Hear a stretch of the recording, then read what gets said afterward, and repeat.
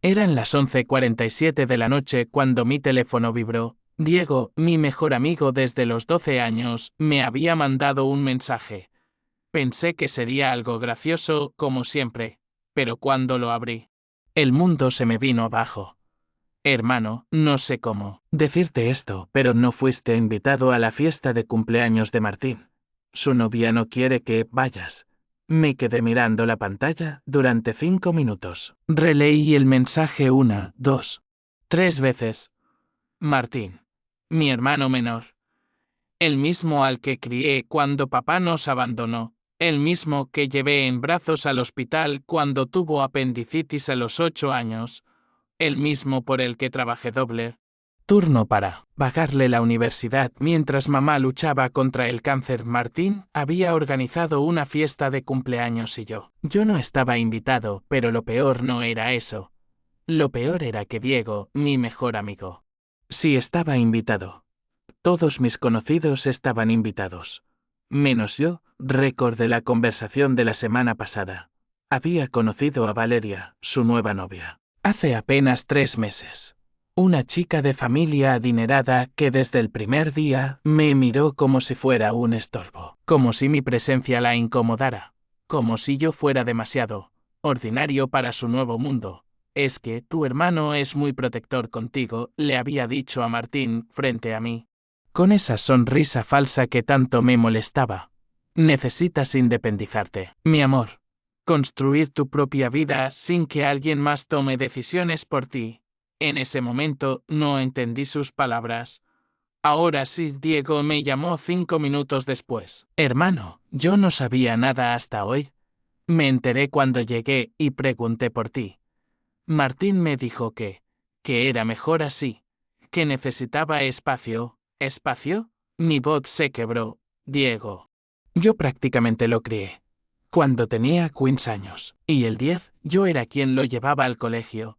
Cuando mamá trabajaba de noche, yo era quien le hacía la cena. Cuando quería ir a fiestas pero no tenía dinero, yo le daba el mío.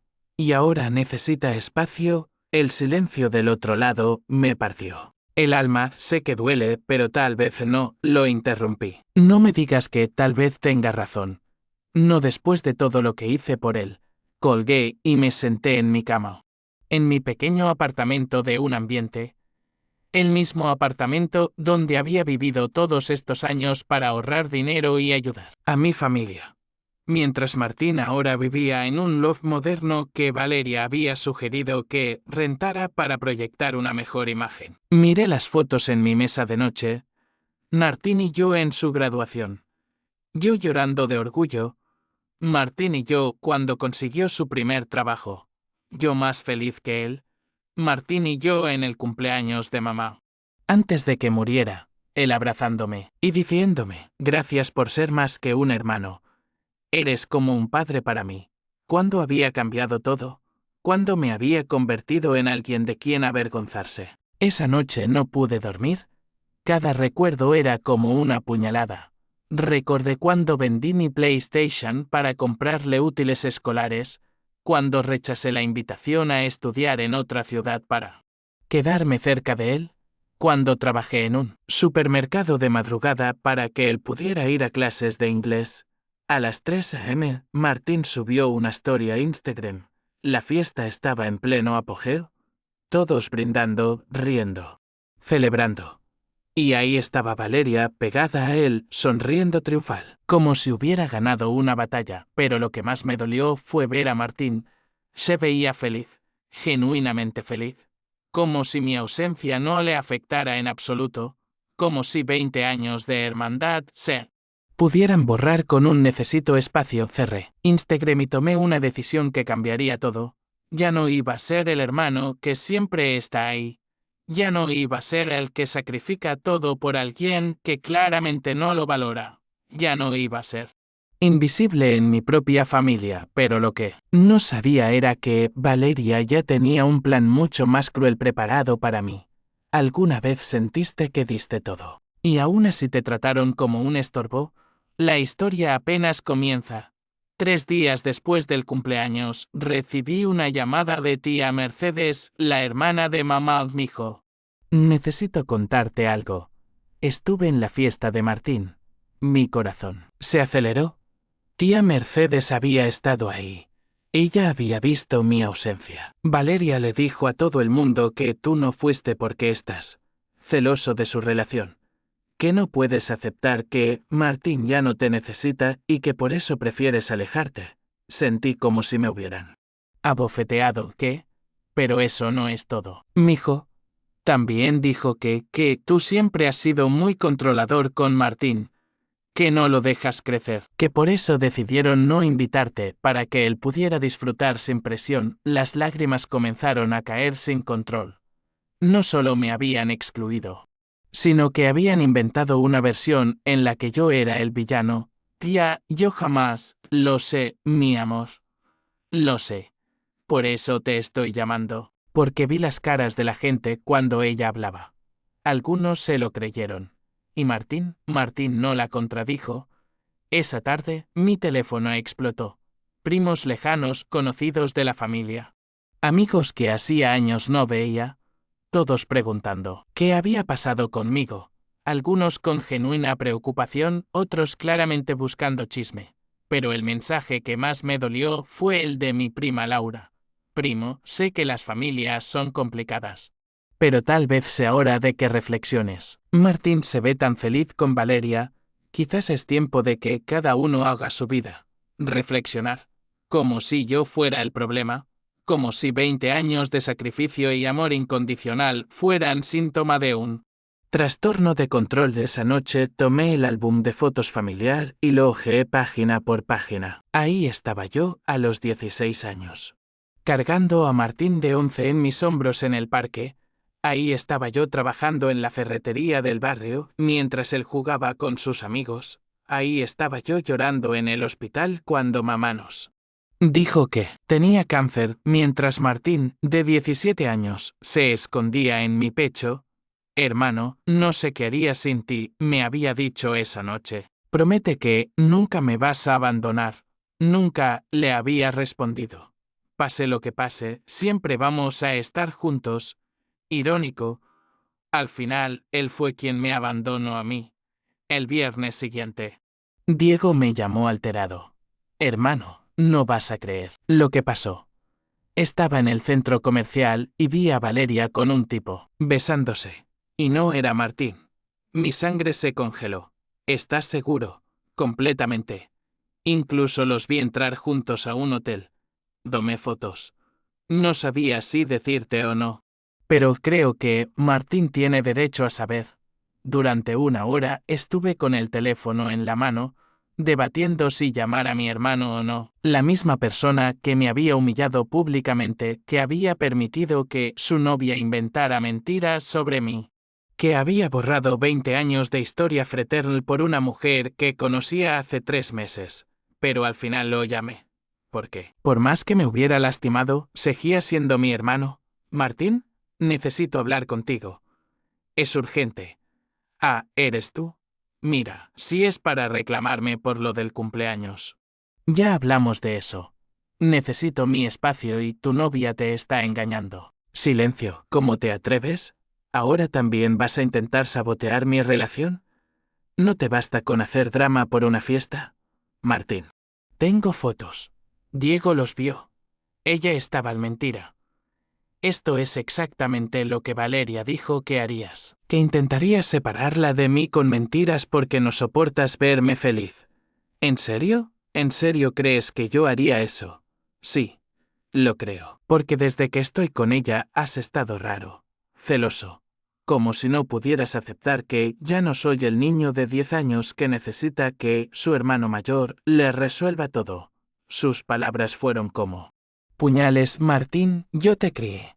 Yo sacrifiqué mi juventud por ti. Yo di ahí está. Siempre lo mismo. Yo te crié, yo sacrifiqué. Yo hice todo por ti. Como si fuera una carga que tuviste que cargar. Como si no hubiera sido tu decisión. Fue mi decisión porque te amo, idiota. No, fue tu decisión porque te gusta controlar. Porque te gusta ser el héroe. Pero ya no necesito un salvador, hermano. Necesito espacio, colgó. Me quedé sentado en el sofá, sosteniendo el teléfono. Mientras las lágrimas caían sobre las fotos que Diego me había enviado. Valeria besando a otro hombre. Valeria, la misma que había convencido a mi hermano de que yo era el problema. En ese momento supe que había perdido a Martín para siempre. No solo por Valeria, sino porque él había elegido creer la peor versión de mí. Había elegido convertir mi amor en control, mi sacrificio en manipulación, mi protección en celos.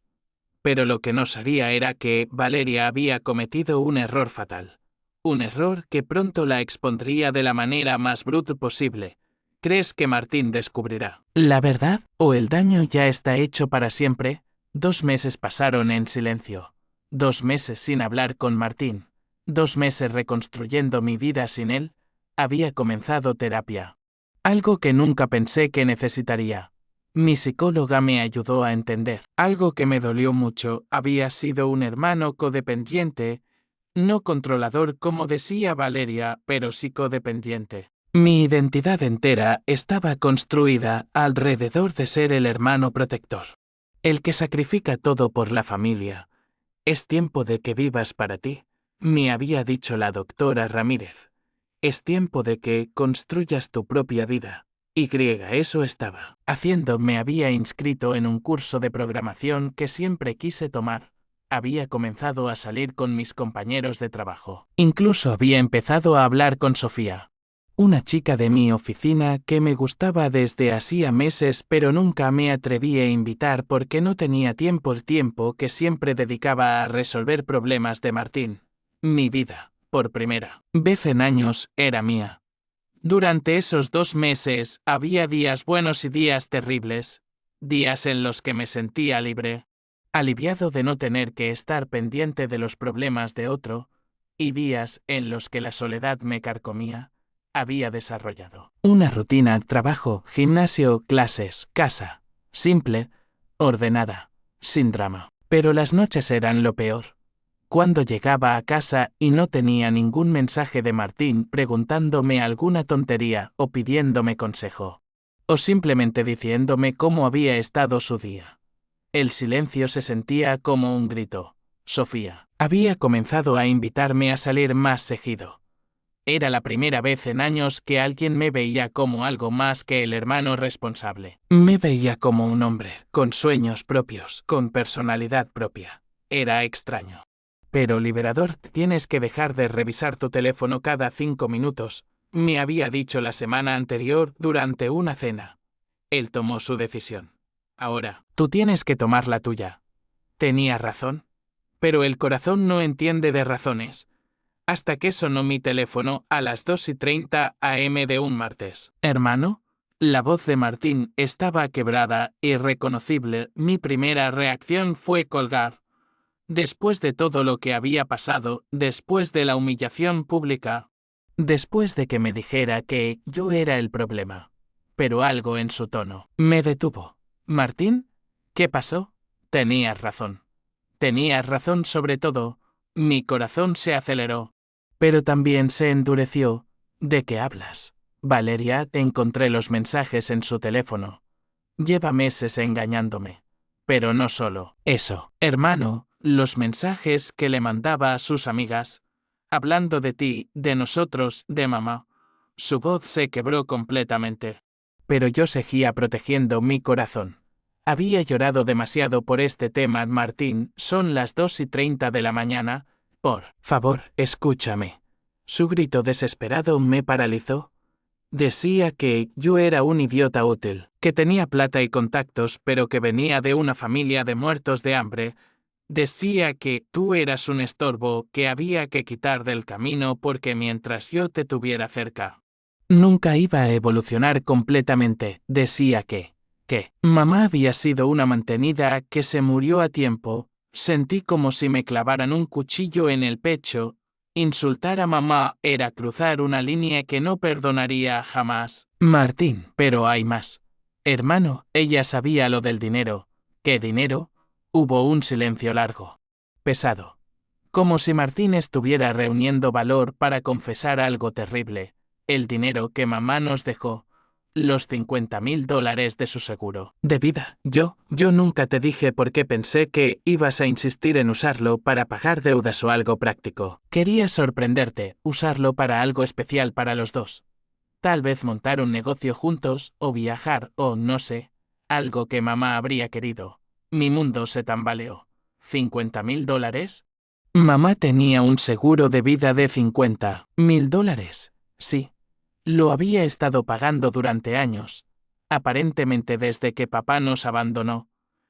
Era su manera de asegurarse de que, si algo le pasaba, nosotros estaríamos bien. Las lágrimas comenzaron a caer. Mamá, que siempre vivía al día, que trabajaba doble turno, que se privaba de todo, había estado pagando un seguro para nosotros. Pero Valeria se enteró y de hermano. Ella me convenció de invertirlo en un negocio de un amigo suyo, una empresa de bienes raíces que supuestamente iba a duplicar la inversión en 6 meses. Perdimos todo. Todo. ¿Qué? Mi voz salió como un susurro estrangulado. En los mensajes con sus amigas se ríe de lo fácil que fue convencerme. Dice que soy tan traumado por mi infancia pobre que cualquier plan para hacer dinero rápido me emociona. Dice que yo era como un cachorro desesperado por impresionarla. Hermano. Se robó la herencia de mamá. No podía hablar. No podía respirar. Mamá había trabajado doble turno durante años, había rechazado ayuda médica cuando estaba enferma para no gastar dinero, había muerto preocupándose por nosotros. Y su último regalo, su último acto de amor, había sido robado por una estafadora. ¿Dónde estás? Le pregunté con voz temblorosa. En mi apartamento. Ella se fue esta mañana cuando la confronté.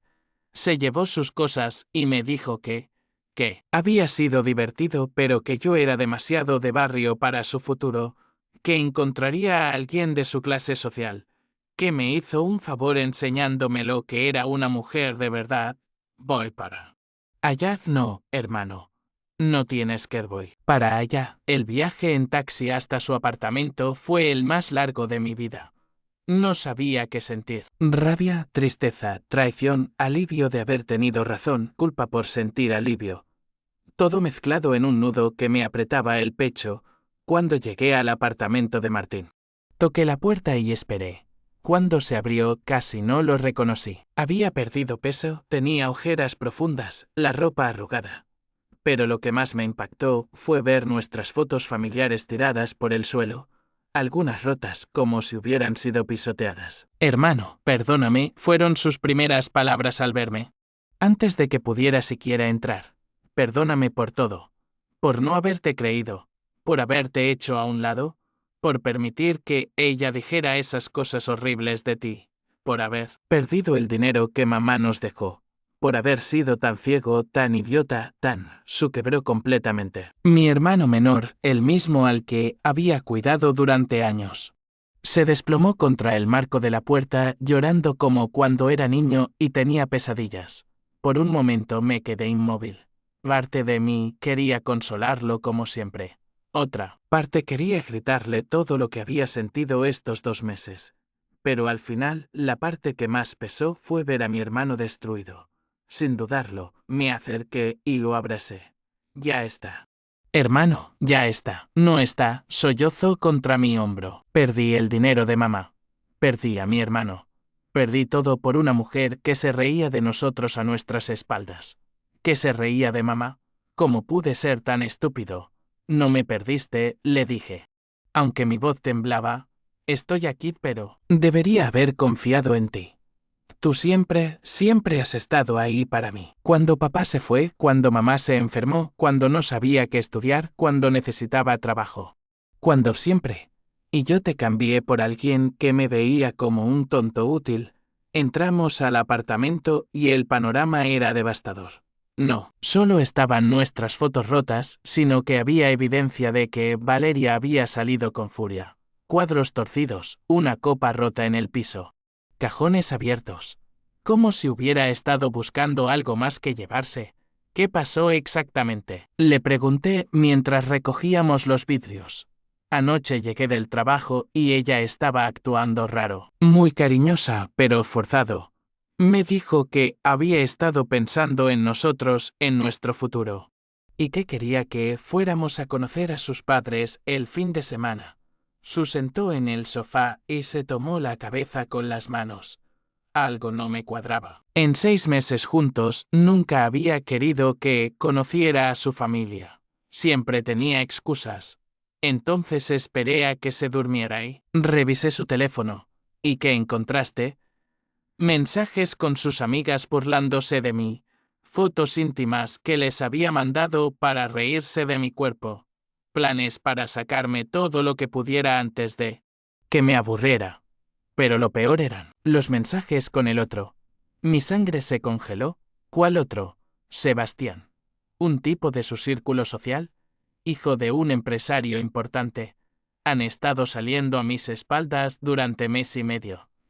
Y, hermano, en los mensajes ella le dice que está lista para dejarme, pero que quiere asegurarse de sacar la mayor cantidad de dinero posible primero. ¿Cómo así? Le dice que yo todavía tengo contactos útiles de mi trabajo, que puede conseguir información privilegiada de algunos proyectos inmobiliarios antes de desaparecer. Le dice que soy tan estúpido que seguramente caería en cualquier estafa si se lo presentaba bien. Sentí náuseas. Martín, cuando la confronté esta mañana, al principio lo negó todo. Me gritó que yo era un paranoico que estaba inventando cosas porque no podía aceptar que una mujer como ella estuviera con alguien como yo. Pero cuando le mostré las fotos de los mensajes, ¿qué pasó? Sonrió. Su voz se quebró otra vez, sonrió y me dijo, bueno, ya era hora de que te dieras cuenta. ¿En serio creías que alguien como yo estaría con alguien como tú por amor? Me dijo que había sido divertido al principio, que yo era tierno en mi desesperación por impresionarla. Pero que ya se había aburrido. Hijo de puta, murmuré. Pero cuando le pregunté por el dinero, por los $50,000 que habíamos invertido en su oportunidad de negocio, me dijo que no era su problema que yo fuera tan ingenuo, que nadie me había obligado a invertir, que si era tan tonto como para creer en cuentos de hadas. Merecía perder el dinero. Esa noche hablamos hasta el amanecer.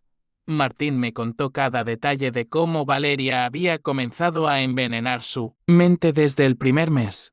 Cómo le había hecho creer que mi protección era control, que mi preocupación era posesividad, que mi amor era manipulación.